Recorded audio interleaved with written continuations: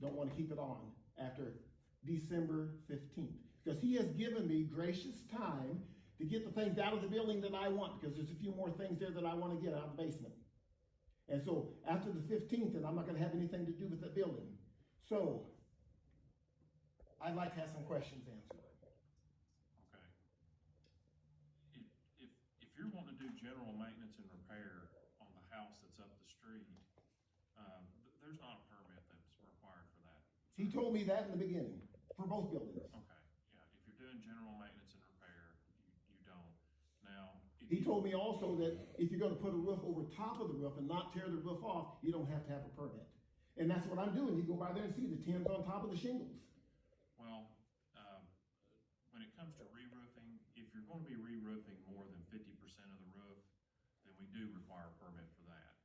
And that's, we like to look and make sure that you're not overloading the roof assembly, the trusses, by putting multiple layers.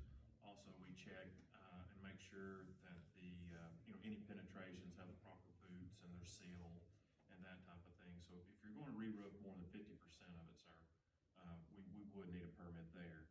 Well, there's not 50% left to re-roof. And at the time, he told me a permit was not required if you go over top of what you have. And that's all I know. And that's been several years ago. Yes. And so I don't know, things are constantly changing. And so I don't know. Okay. And, when you go into a house and you're going to do some repair and remodel and renovation, if you're not going to get into the wall system, let's say more than 50% of the wall system, expose more than 50% of the stud structure, that type of thing, we don't need a permit for that. Well, when I purchased the structure, a lot of that was already done.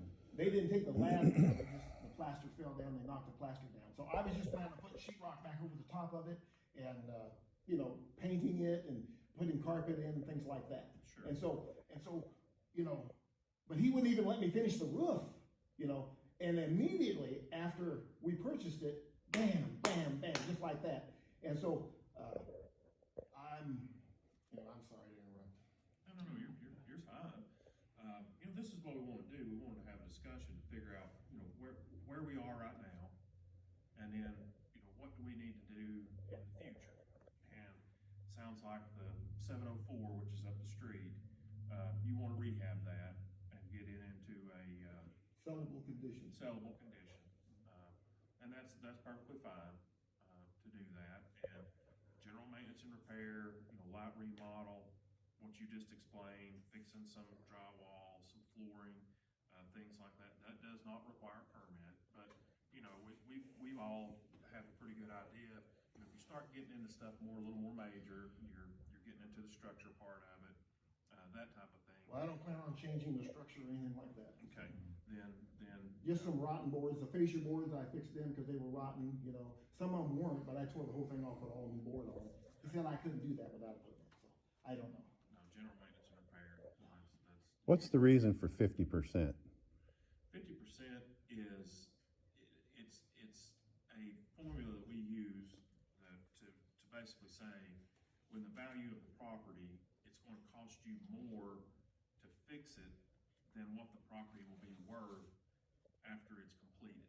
Okay, now how does that concern you? How much money I spend fixing a piece of property I own? It doesn't, it's just a. But it's we a have guideline. the 50% guideline. We have the 50% guideline. If you Okay. want to come in and spend more than the property will be worth once you're finished, that's your right to do that. You're That's what I welcome to thought. do that. Here's where we're at right here. I don't want to take any more of Everett's time. But here's where we're at. Is the city of Greenville incorporated? Answer yes or no. It's that simple. I would assume, yes, it's incorporated. Okay, I know it is for a fact. Okay. You can go to do a Google search and go to an organization called Dun and Bradstreet. Okay. Okay, that lists all the corporations in the United States and some overseas. If you put in City of Greenville and then address Greenville, Tennessee, they're going to give you a corporate number. The City of Greenville is a corporation. The County of Greene County is a corporation. Unless it's an unincorporated community, it's a corporation. So here's where we're at. I purchased this property. Constitutionally purchased this property. Okay? I paid for it with gold coins. Article 10, Section 1, Article 10, or Article 1, Section 10 of the Constitution of the United States says only gold and silver coins shall be used as tender for payment of a debt. I tendered the payment of a debt for the property. It also says that the legislation shall have no power to interfere with the contracts. Legislation has no power to create laws impairing the obligation of contract. We have a contract together. Okay? I don't intend to register a deed. The definition of registration is to prepare a security for sale to the public. I don't intend to sell this property to the public. This property is constitutionally mine. When you say 50%, I'm assuming that because it's a registered deed, that the county owns it. Does the county have any property rights in the property of an individual due to the deed? Say that again? I mean, I'm confused. When you say that I need a permit, right? Permit is permission. Am I correct? Like license. A license is, the definition of license is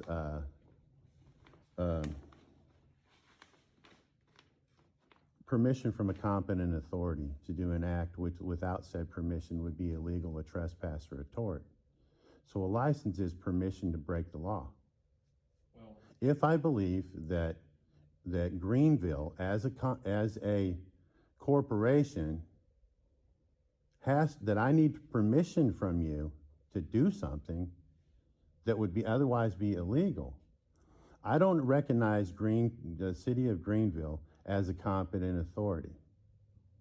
I purchased this constitutionally. Okay? Me and this man here, me and this man are the only men in this room right now. Except maybe this man over here. I don't know what his purpose is here. But you all are wearing hats. You're working in your fictitious entity. That's why we cannot sue you as the human being. But here's where we're at right now. This property belongs to me constitutionally. It doesn't matter anymore what he has done with it. It belongs to me now. And an allodial title is on its way. You're recording this just like I am. You can look that all up later. But I'm telling you right now, that property belongs to me. And anyone that trespasses on that property will be arrested by a constitutional sheriff. I don't know if you understand what that means. But if this goes where I think you might want to take it, be advised. That property now belongs to me. It does not matter who's going to be on it or what they do to it if I give them permission to do it. as far as what we do and the reason for the permit and what it is, myself and Mr. Laughlin, we're basically public safety officers.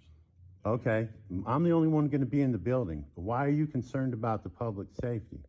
Well, when we issue a permit, we do inspections to make sure that, I'm not asking for a permit. You understand that? Yes. What are your plans for the building? It's none of your business. The legislation shall make no laws impairing the obligation of contract. What I do with the business is up to me. If I allow him to work on the building, it's because he has my permission. I have permitted him to work on the building. I don't need permission. I'm a man. Not only am I a man, I am not a resident of Tennessee, nor am I a United States citizen. I am a servant of the Most High, a sojourner on the land. That's where we're at with this right now. So, and the reason I'm recording this is so that you are aware and you are all noticed that any attempt to do anything with this land, okay, I've heard him say it. If he doesn't do nothing to it, you're going to demolish it and then you're going to charge him. Why? What gives you permission to take someone else's property and destroy it?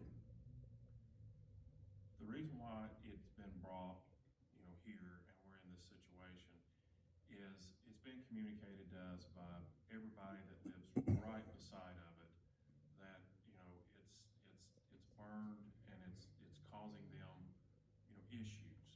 But you What, won't with let like me work on it, allergies? won't let me work on What, the with building. like allergies or something like that? Oh, yeah, it's a burned structure, and, the lady that lives right next door, she's elderly.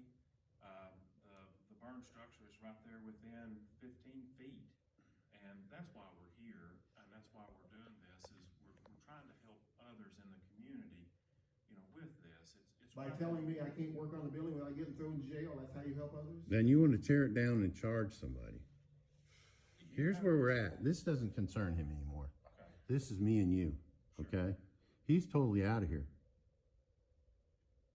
He's totally out of here. He won't be taxed anymore for that piece of property.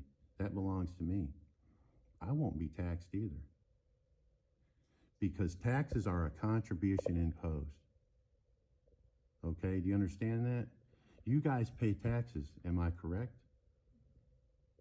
Okay, if you look up the definition of taxes, it says that a tax is a contribution imposed. What's a contribution? It's a gift, is it not? Do you not contribute to your churches? A contribution by definition is a gift. To impose by definition is to trick by deception.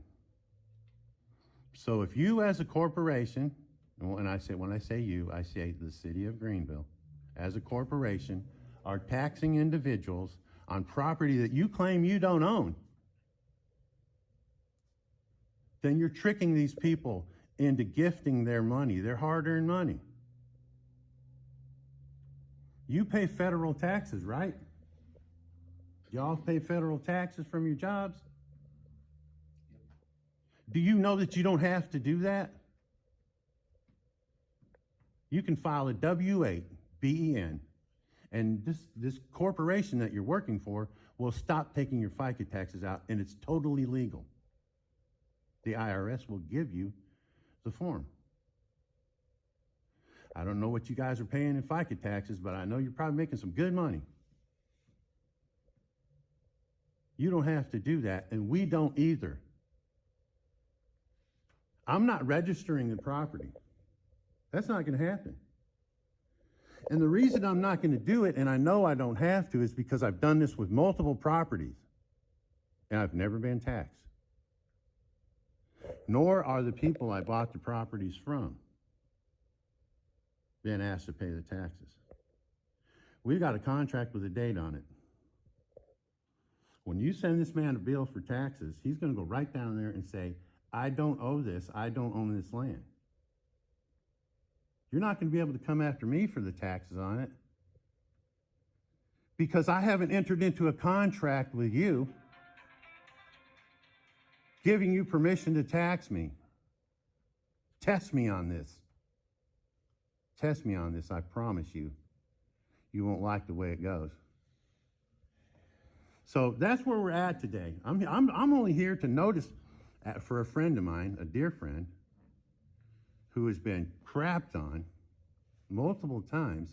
And the only reason he's been crapped on is because he doesn't know any better. I do.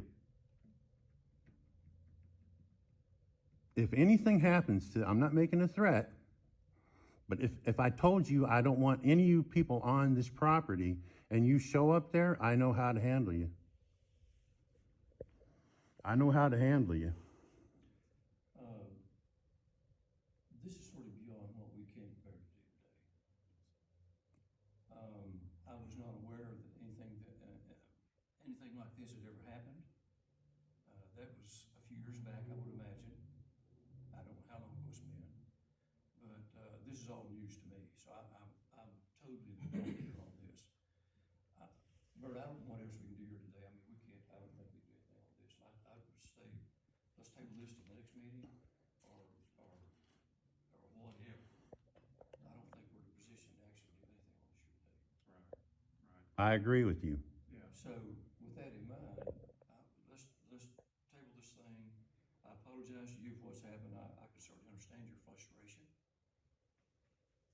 Cause, so things happen sometimes, and we don't know why they happen, but, Yeah, we will table this till the next meeting.